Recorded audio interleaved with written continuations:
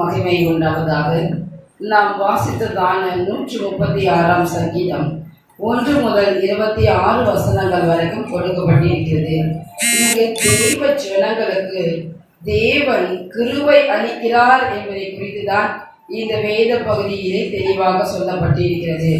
இந்த சங்கீத பகுதியிலே கர்த்தரை துதியுங்கள் என்னும் வாக்கியத்தை சங்கீதக்காரர் திரும்ப திரும்ப சொல்லுகிறார். கர்த்தர் நம்முடைய துதிகளுக்குள் வாசம் செய்கிறார். நாம் கர்த்தருடைய சமூகத்திலே எப்பொழுதும் துதி ஸ்தோத்திரங்களை ஏறெடுத்து கொண்டே இருக்க வேண்டும். அவர் செய்த நன்மைகளுக்காக, இரக்கங்களுக்காக, கிருபைகளுக்காக கர்த்தரை நாம் துதிக்கும் பொழுது அவருடைய அளவில்லாத கிருபைகளை நமக்கு கொடுத்து நம்மை ஆசீர்வதிப்பதற்கு அவர் வல்லவராக இருக்கிறார். கர்த்தர் தம்முடைய கிருபையினாலே நமக்கு நன்மையான ஈவுகளை கொடுக்கிறார். ஹல்லேலூயா, ஹல்லேலூயா. நம்முடைய தியானத்திற்கென்று நாம் எடுத்துக்கொண்டதான வசனம் 136ஆம் சங்கீதம் 23வது வசனத்தை நாம் வாசிப்போம். நம்முடைய தாழ்வில் நம்மை நினைத்தவரை துதியுங்கள், அவர் கிருபை என்றும் உள்ளது. ஹல்லேலூயா. நம்முடைய தாழ்வில் நம்மை நினைத்தவரை நம் கர்த்தரை துதியுங்கள், அவர் கிருபை என்றும் உள்ளது. நம்முடைய தாழ்விலே நம்மை நினைத்த தேவனாக இருக்கிறார். ஹல்லேலூயா. பூமியின் கடையாந்திரங்களிலும் எங்கேயோ வாழ்ந்து கொண்டிருந்ததான நம்மை தேவனாகிய கர்த்தர் நினைத்ததினாலே நாம் சபைக்குள்ளே இருக்கிறோம். கர்த்தருடைய தெய்வீக ஆசீர்வாதங்கள் தேவ பிள்ளைகளாகிய ஒவ்வொருவருக்கும் கிடைப்பதற்கு அவர் வழிகளை உண்டு பண்ணுவதற்கு வல்லவராக இருக்கிறார். கர்த்தர் தாம் நினைத்ததை செய்கிறார். பூர்வ நாட்கள் முதற்கொண்டு தாம் கட்டளையிட்ட தம்முடைய வார்த்தைகளை அவர் நிறைவேற்றுகிறார். ஹல்லேலூயா. கர்த்தர் நம்முடைய வாழ்க்கையிலே என்ன நினைத்தாரோ அந்த காரியங்கள் தான் நம்முடைய வாழ்க்கையிலே நடைபெறுகிறது. தேவன் நினைத்திருக்கிறவைகளே நடக்கும், நிர்ணயித்தவர்களே நிலை நிற்கும் என்றும் சொல்லப்படுகிறது. கர்த்தர் நினைத்தவைகள் தான் நம்முடைய வாழ்க்கையிலே நிறைவேறுகிறதாக இருக்கிறது. ஆக தேவ பிள்ளைகளாக நாம் ஒவ்வொருவருடைய வாழ்க்கையிலும் கர்த்தர் நினைத்தவைகள் தான் நம்முடைய வாழ்க்கையிலே நடக்கிறது என்பதை குறித்து வேதாகமத்திலே சொல்லப்பட்டிருக்கிறது. அவர் நினைத்தால் நம்மைக்கு ஆசீர்வாதம். ஏனென்றால் 115ஆம் சங்கீதம் 12ஆம் வசனத்திலே கர்த்தர் நம்மை நினைத்திருக்கிறார், அவர் ஆசீர்வதிப்பார். ஆரோன் குடும்பத்தாரையும் இஸ்ரவேல் குடும்பத்தாரையும் கர்த்தருக்கு பயப்படுகிற பெரியோரையும் சிறியோரையும் அவர் ஆசீர்வதிக்கிறார் என்று சொல்லப்படுகிறது. கர்த்தர் நம்மை நினைத்தால்தான் நமக்கு ஆசீர்வாதம் உண்டாகிறது. ஹல்லேலூயா. தேவன் நம்மை நினைத்தாலே நம்முடைய வாழ்க்கையிலே ஆசீர்வாதங்கள் எல்லாம் கடந்து வருகிறது. தேவ பிள்ளைகளாகி ஒவ்வொருவரையும் தேவன் நினைப்பதற்கு அவர் வல்லவராக இருக்கிறார். ஏனென்றால் நம்மை எப்பொழுதும் நினைவிலே வைத்திருக்கிற தேவனாக இருக்கிறார். எப்பொழுதெல்லாம் தேவன் நினைவிலே வைத்திருக்கிறார், எதையெல்லாம் நினைவிலே வைத்திருக்கிறார் என்பதை குறித்து நாம் பார்க்கும்போது நம்முடைய தாழ்வில் நம்மை நினைத்தவரை துதியுங்கள் என்று சொல்ல முடியாது. தாழ்வில் என்று சொல்லும்போது உலக மனிதர்களானாலும், உற்றார் உறவினர்களானாலும், இனஜன பந்துக்களாய் இருந்தாலும், சக சிநேகிதர்களாய் இருந்தாலும், உடன் பிறந்தவர்களாய் இருந்தாலும் நாம் உயர்விலே இருக்கும் பொழுதுதான் நம்மை நினைப்பார்கள். ஆனால் தேவனாகிய கர்த்தரோ நாம் தாழ்வில் இருக்கும் பொழுதே நம்மை நினைத்திருக்கிறார். ஹல்லேலூயா. நம்முடைய தாழ்விலே நம்மை நினைத்தவரை துதியுங்கள், அவர் கிருபை என்றும் உள்ளது. நான் பூமியின் கடையாந்திரங்களிலிருந்து உன்னை எடுத்து அதன் எல்லைகளிலிருந்து அழைத்து வந்து நீ என் தாசன், நான் உன்னை தெரிந்து கொண்டேன், நான் உன்னை வெறுப்பதில்லை என்று சொன்னேன். ஹல்லேலூயா, ஹல்லேலூயா. ஏசாயா தீர்க்கதரிசன புஸ்தகம் 41ஆம் அதிகாரம் 9வது வசனத்திலே சொல்லப்படுகிறது, பூமியின் கடையாந்திரங்களிலிருந்து தேவனாகிய கர்த்தர் நம்மை எடுத்தார் என்றும் சொல்லப்படுகிறது. அதன் எல்லைகளிலிருந்து, பூமியின் கடையாந்திர எல்லைகளிலிருந்து தான் நம்மை அழைத்து கொண்டு வந்து நீ என் தாசன் என்று சொல்கிறார். நாம் கர்த்தருடைய தாசனாக இருக்கிறோம். நான் உன்னை தெரிந்து கொண்டேன், நான் உன்னை வெறுத்து விடவில்லை என்று தேவனாகிய கர்த்தர் சொல்லுகிறார். தேவனுடைய தாசர்களாக நாம் இருக்கிறோம். அவர் தெரிந்து கொண்டார். பூமியின் கடையாந்திரத்திலே இருக்கும் பொழுது, அதன் எல்லைகளில் இருக்கும் பொழுது நம்மை எடுத்து நம்மை அழைத்து கொண்டு வந்த தேவனாக இருக்கிறார். 40ஆம் சங்கீதம் 2ஆம் வசனத்திலே, பயங்கரமான குழியிலும் உளையான சேற்றிலும் இருந்து என்னை தூக்கி எடுத்து என் கால்களை கண்மலை மேல் நிறுத்தி என் அடிகளை உறுதிப்படுத்தினார் என்று சொல்லப்படுகிறது. தேவனாகிய கர்த்தர் பயங்கரமானதான ஒரு குழியில் இருந்தும் உளையான ஒரு சேற்றிலிருந்தும் பாவ சேற்றுக்குள்ளே வாழ்ந்திருக்கிறோம். நாம் அப்படி வாழ்ந்ததான வாழ்க்கையிலே எங்கோ நாம் வாழ்ந்திருக்கிறோம். மனம் போன போக்கிலே வாழ்ந்து கொண்டிருந்ததான நம்மை தேவனாகிய கர்த்தர் தூக்கி எடுத்தவராக இருக்கிறார். கண்மலை மீது நம்மை நிற்க செய்த தேவனாக இருக்கிறார். ஹல்லேலூயா. பாழான நிலத்திலும் ஊழையிடுதலுள்ள வெறுமையுமான அவாந்திர வெளிகளிலிருந்து அவனை கண்டுபிடித்தார், அவனை நடத்தினார், அவனை உணர்த்தினார், தமது கண்மணி போல காத்தருளினார் என்று உபாகமத்தின் புஸ்தகம் 32ஆம் அதிகாரம் 10வது வசனத்திலே சொல்லப்படுகிறது. பாழாய் போனதான நிலத்தில் இருந்ததான நம்மை வெறுமையும் அவாந்திர வெளிகளுமாய் இருந்ததான இடங்களில் இருந்துதான் நம்மை கண்டெடுத்த தேவனாக இருக்கிறார். நம்மை நடத்தி வந்த தேவன், நம்மை உணர்த்தின தேவன், அவருடைய கண்மணி போல நம்மை பாதுகாப்பதற்கு அவர் வல்லவராக இருக்கிறார். ஹல்லேலூயா, ஹல்லேலூயா. நீங்கள் என்னை தெரிந்து கொள்ளவில்லை, நான் உங்களை தெரிந்து கொண்டேன் என்று தேவனாகிய கர்த்தர் சொல்லுகிறார். ஆக தேவ பிள்ளைகளாகிய ஒவ்வொருவரையும் அநாதி சிநேகத்தால் உங்களை சிநேகித்தேன், காருண்யத்தினாலே இழுத்து கொள்கிறேன் என்று சொல்லப்படுகிறது. மனுஷனை கட்டி இருக்கிறதான அன்பின் கைகளினாலே நான் உன்னை கட்டி இழுத்தேன் என்று சொல்லப்படுகிறது. ஆக தேவ பிள்ளைகளாகிய ஒவ்வொரு மீதும் தேவன் தம்முடைய அவருடைய அன்பை நம் மீது சொரிந்ததினாலே ஒவ்வொருவரையும் தேவனாகிய கர்த்தர் தாழ்விலே நினைத்தவராக இருக்கிறார். தேவன் நம்மை நினைத்தார் எப்பொழுதென்றால், தாழ்வில் இருக்கும் பொழுது, தாழ்விடங்களிலே நாம் இருக்கும் பொழுது கர்த்தர் நம்மை நினைத்தார் என்று பார்க்கிறோம். இரண்டாவது காரியமாக எப்பொழுது தேவன் நம்மை நினைத்தார் என்றால், யாத்திராகமத்தின் புஸ்தகம் 2ஆம் அதிகாரம் 24ஆம் வசனத்திலே நாம் பார்க்கும் பொழுது, தேவனாகிய கர்த்தர் ஆபிரகாம், ஈசாக்கு, யாக்கோபுக்கு செய்த உடன்படிக்கையை நினைவு கூர்ந்தார். உன்னோடு செய்த உடன்படிக்கைகளை தேவனாகிய கர்த்தர் நினைவு கூறுகிறார். உன் முற்பிதாவாகிய ஆபிரகாமோடும் ஈசாக்கோடும் யாக்கோபோடும் செய்ததான உடன்படிக்கைகள் எல்லாவற்றையும் நினைத்தார். நினைத்த தேவன் எப்பொழுது அவருடைய உடன்படிக்கை நினைத்தார் என்றால், இஸ்ரவேல் புத்திரர் அடிமைத்தனத்திலே தவித்து முறையிடும் சத்தம் தேவ சந்நிதியிலே எட்டின போது அவர்கள் பெருமூச்சை கேட்டு அவர்கள் மேல் கண்ணோக்கி அவர்களை நினைத்து அருளினார் என்றும் சொல்லப்படுகிறது. ஹல்லேலூயா. அடிமைத்தனத்திலே தவித்துக் கொண்டிருக்கிறதான ஜனங்களுடைய முறையிடுதலுடைய சத்தத்தையும் பெருமூச்சுகளையும் கேட்டு அவர்களை கண்ணோக்கி அவர்களை நினைத்தருளினார். அந்த பெருமூச்சுகள், அந்த முறையிடுதல் சத்தங்கள் எல்லாம் தேவ சன்னிதானத்திலே எட்டினது என்று பார்க்கிறோம். ஏனென்றால் இஸ்ரவேல் ஜனங்கள் எல்லாம் அடிமைப்பட்டிருக்கும் பொழுது அந்த அடிமைத்தனத்தினுடைய முறையிடுதல் சத்தம் எட்டின போதே ஆபிரகாமோடும் ஈசாக்கோடும் யாக்கோவோடும் செய்ததான உடன்படிக்கையை தேவன் நினைவு கூர்ந்தார் என்று பார்க்கிறோம். அந்த உடன்படிக்கை என்னவென்று பார்க்கும் பொழுது, யாத்திராகமத்தின் புஸ்தகம் 6ஆம் அதிகாரம் 3-4 வசனங்களிலே பார்க்கும் பொழுது, அதாவது அவர்கள் பரதேசியாய் தங்கின தேசமாகிய கானான் தேசத்தை அவர்களுக்கு கொடுப்பேன் என்று நான் அவர்களோடு என் உடன்படிக்கை ஏற்படுத்தி இருக்கிறேன். ஹல்லேலூயா. முற்பிதாக்கள் பரதேசிகளாய் தங்கினார்கள் அவர்கள் கானான் தேசத்திலே. அந்த தேசத்தை தான் உங்களுக்கு கொடுப்பேன் என்று உடன்படிக்கை பண்ணி இருந்தார் ஆபிரகாமுக்கும் ஈசாக்குக்கும் யாக்கோபுக்கும். தேவன் இஸ்ரவேல் ஜனங்கள் எல்லாம் கானான் தேசத்திலிருந்து எகிப்து தேசத்திலே பஞ்சம் பிழைப்பதற்காக சென்று கொண்டிருக்கும் பொழுது அங்கு 430 வருஷம் அடிமைத்தனத்திற்குள்ளே அவர்கள் நடத்தப்படுகிறார்கள். அந்த நேரத்திலே தேவனாகிய கர்த்தர் தம்முடைய தாசனாகிய மோசேயை அழித்து, இஸ்ரவேல் ஜனங்களை அழைத்து கொண்டு வா, அவர்களுடைய உபத்திரவத்தை நான் கேட்டு ஆலோட்டிகள் மொத்தம் ஒரு வேதனைகள் எல்லாம் அறிந்து அவர்கள் கூக்குறுதல்களையும் அவர்கள் வேண்டுதல்கள் எல்லாவற்றையும் அறிந்திருக்கிறேன் என்று சொன்னேன். அவர்களோடு செய்த உடன்படிக்கையை நினைவு கூர்ந்தார். கானான் தேசமாகிய பாலும் தேனும் ஓடுகிற தேசத்தை அவர்களுக்கு கொடுத்தார் என்று பார்க்கிறோம். நான் ஆணையிட்ட தேசத்தை உங்களை கொண்டு போய் அதை உங்களுக்கு சுதந்திரமாக கொடுப்பேன் என்று நான் கர்த்தர் என்று அவர்களுக்கு சொல் என்று சொன்னார்.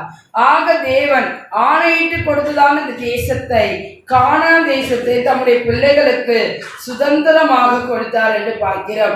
ஆபிரகாமுக்கு உடன்படிக்கையாகவும், ஈசாக்குக்கு ஆணையாகவும், யாக்கோவுக்கு பிரமாணமாகவும், இஸ்ரவேலுக்கு நித்திய உடன்படிக்கையாகவும் உறுதிப்படுத்தி உங்கள் சுதந்திர பாகமான கானான் தேசத்தை தருவேன் என்று அவர் வாக்குரைத்தார். தேவனாகிய கர்த்தர் வாக்குரைத்தபடியே இஸ்ரவேல் ஜனங்களை அடிமைத்தன வீட்டிலிருந்து புறப்பட பண்ணி கானான் தேசத்தை அவர்களுக்கு சுதந்திரமாக கொடுத்தார் என்று பார்க்கிறோம். தேவனாகிய கர்த்தர் நம்மோடும் உடன்படிக்கை செய்திருக்கிறார். என்னோடு உடன்படிக்கை பண்ணின பரிசுத்தவான்கள் என்று சொல்கிறார். ஆக தேவனோடு கூட உடன்படிக்கைகளை நாம் செய்திருக்கிறோம். நாமும் அடிமைத்தனத்திலே இருந்திருக்கிறோம், இருளில் அதிகாரத்தில் இருந்திருக்கிறோம். அன்பின் குமாரனுடைய ராஜ்யத்திற்கு நம்மை நேரே வழி நடத்தினவர். அந்த பரம காணலுக்கு நேராக நாம் பயணப்பட்டு கொண்டிருக்கிறதான தேவ பிள்ளைகள், ஞானஸ்தானமானது மாம்ச அழுக்கை நீக்குதலாய் இராமல் தேவனை பற்றும் நல்மனசாட்சியின் உடன்படிக்கையாய் இருந்து இப்பொழுதும் நம்மை இயேசு கிறிஸ்துவினுடைய உயிர்த்தெழுதலினாலே ரட்சிக்கிறது என்று சொல்லப்படுகிறது. ஞானஸ்தானம் நம்முடைய மாம்சத்தில் இருக்கிறதான ஒரு கரைகளையோ அழுக்குவதையோ நீக்குவது அல்ல, நம்முடைய இருதயத்தில் நன்மனசாட்சியினுடைய உடன்படிக்கை ஏற்படுத்துகிறதா இருக்கிறது. 1 பேதுரு நிருபத்திலே 3ஆம் அதிகாரம் 21வது வசனத்திலே சொல்லப்படுகிறது.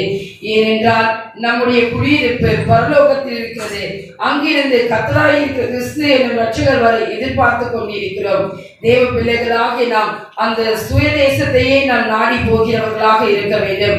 மேன்மையான பரம தேசத்தையே நாம் விரும்ப வேண்டும். தேவன் அப்படிப்பட்டதான பிள்ளைகளுக்கு அந்த பரம காணலை சுதந்திரித்துக் கொள்வதற்கு அவர் வழிவகுக்கிறார். நம்முடைய தாழ்வில் நம்மை நினைத்தார், நம்மோடு செய்த உடன்படிக்கையை தேவன் நினைத்தார். 3ஆவதாக அப்போஸ்தலர் நடவடிக்கைகளின் புஸ்தகம் 10ஆம் அதிகாரம் 4வது வசனத்திலே இங்கு கொர்நேலியுவை குறித்து பார்க்கிறோம். கொர்நேலியு தன் வீட்டார் அனைவரோடு கூட ஜெபித்துக் கொண்டிருக்கிறான். ஜெபித்துக் கொண்டிருக்கும் பொழுது தேவ தூதன் தரிசனமாகி சொல்லுகிறார், உன் ஜெபங்களும் உன் தர்மங்களும் தேவனுக்கு நினைப்புடுதலாக அவருடைய சந்நிதியிலே வந்து எட்டி இருக்கிறது என்று சொல்லப்படுகிறது. இங்கு கொர்நேலியோ தன் வீட்டார் அனைவரோடு கூட அவன் ஜெபித்துக் கொண்டிருக்கிறதான வேளையிலே உன்னுடைய ஜெபங்கள் தேவனுக்கு நினைப்புடுதலாய் இருக்கிறது. ஹல்லேலூயா. தேவன் உன்னுடைய ஜெபத்தை நினைப்பதற்கு அவர் வல்லவராக இருக்கிறார். நாம் செய்கிறதான ஒவ்வொரு ஜெபங்களையும் தேவன் நினைத்தால் நமக்கு ஆசீர்வாதங்கள் கடந்து வருகிறது. யாபேசை குறித்து நாம் பார்க்கும் பொழுது, தேவரீர் என்னை ஆசீர்வதித்து எல்லைகளை பெரிதாக்கி உமது கரம் என்னோடு இருந்து தீங்கு என்னை துக்கப்படுத்தாதபடிக்கு அதற்கு விலக்கி காத்தருளும் என்று வேண்டிக் கொண்டான். வேண்டிக் கொண்டதை தேவன் அருளினார் என்றும் சொல்லப்படுகிறது. தேவரீர் என்னை ஆசீர்வதியும் என்று யாபேஸ் கேட்கும் பொழுது தேவனாகிய கர்த்தர் யாபேசை ஆசீர்வதித்தார். அவனுடைய எல்லைகளை பெரிதாக்கினார்.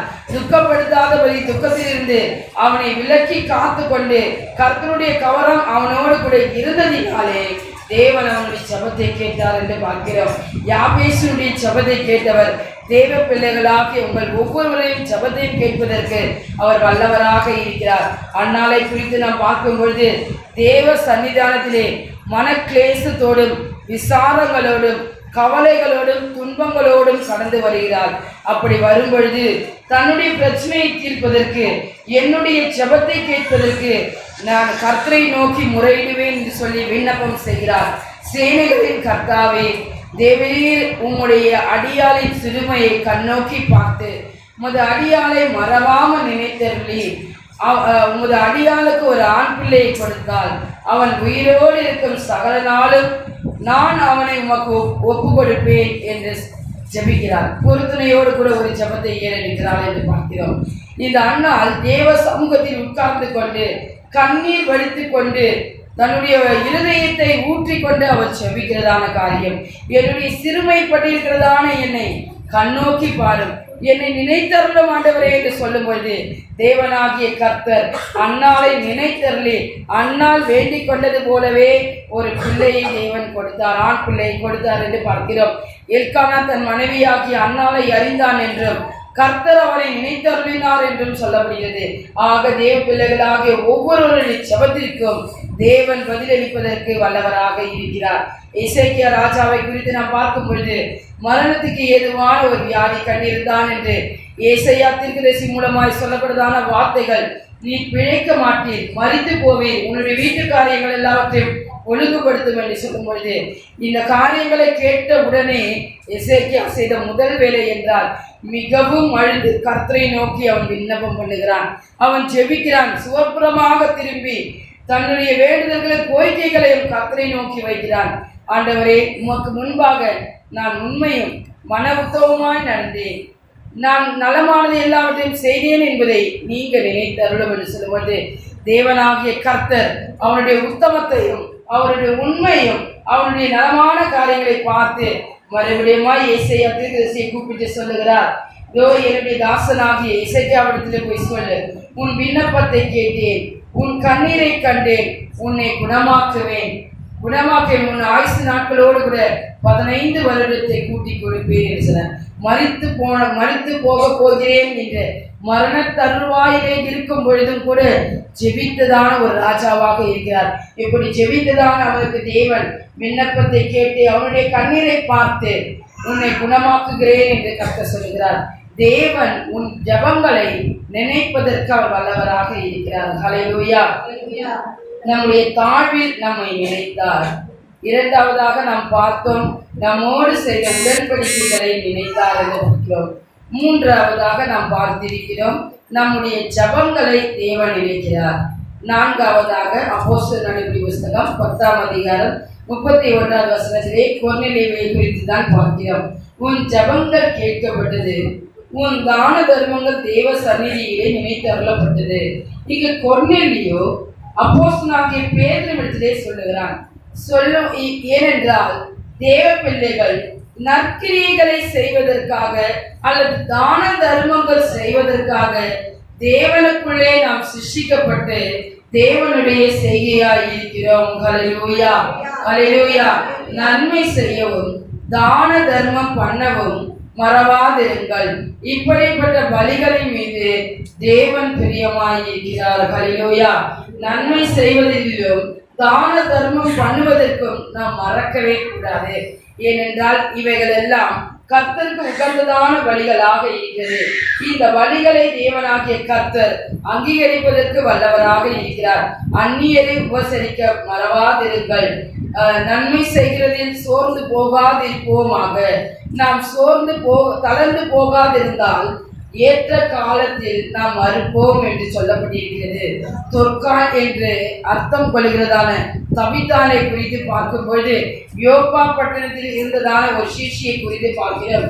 இந்த சீஷி நற்கிரியைகளையும் தர்மங்களையும் மிகுதியாய் செய்து கொண்டிருந்தால் இவளும் வியாதிப்பட்டு மரணம் அடைந்தாள் என்று பார்க்கிறோம். எசேக்கியா வியாதிப்பட்டு மரணம் அடையவில்லை, வியாதிதான் கண்டிருந்தான். ஆனால் இந்த தபித்தாலோ வியாதிப்பட்டு மரணம் அடைந்தாள் என்று பார்க்கிறோம்.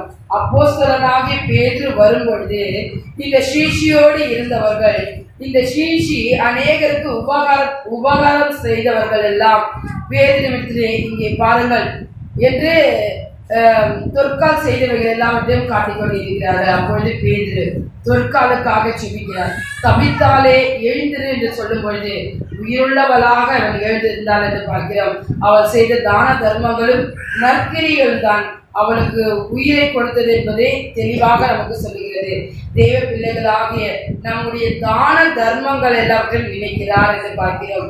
ஏனென்றால் ஒரு நன்மை செய்தும் அறிந்தவர்களாய் இருந்தும் அதை செய்யத்தக்கவருக்கு செய்யாமல் போனால் அது பாவமாக கருதப்படுகிறது.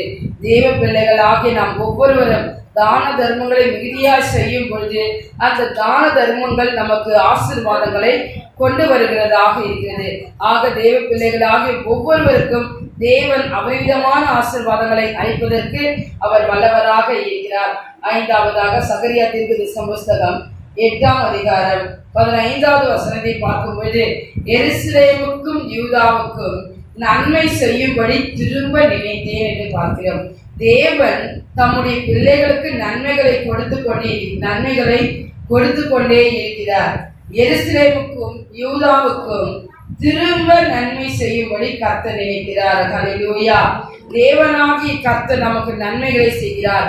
நம்பிக்கையுடைய சிறைகளை அருளுக்கு திரும்புங்கள், இரட்டிப்பான நன்மையை தருவேன், இன்றைக்கே தருவேன் என்று சிலர் இரட்டிப்பான நன்மைகளை தேவனாகிய கர்த்தர் கொடுப்பதற்கு வல்லவராக இருக்கிறார். அதாவது தேவனாகிய கர்த்தர் உங்களை சேர்த்து கொண்டு உனக்கு நன்மை செய்து உன் பிதாக்களை பார்க்கிலும் பெருக பண்ணுவார் என்று இஸ்ரவேல் புத்திரருக்கு தேவன் சொன்னார். அப்படியாய் சொன்ன தேவன் அவர்களுக்கு நன்மை செய்து பல ஜனக்கூட்டமாக தேவனாகிய கர்த்தர் பெருக செய்தார். வானத்து நட்சத்திரங்கள் அளக்கப்படாததும் ஜனங்கள் எல்லாம் திரட்சியாக தேவனாகிய கர்த்தர் பெருக செய்து வழிநடத்தினார்.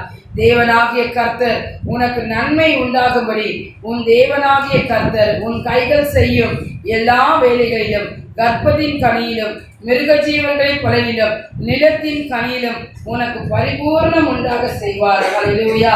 தேவனாகிய கர்த்தர் பரிபூர்ண நன்மைகளை கொடுப்பதற்கு அவர் வல்லவராக இருக்கிறார்.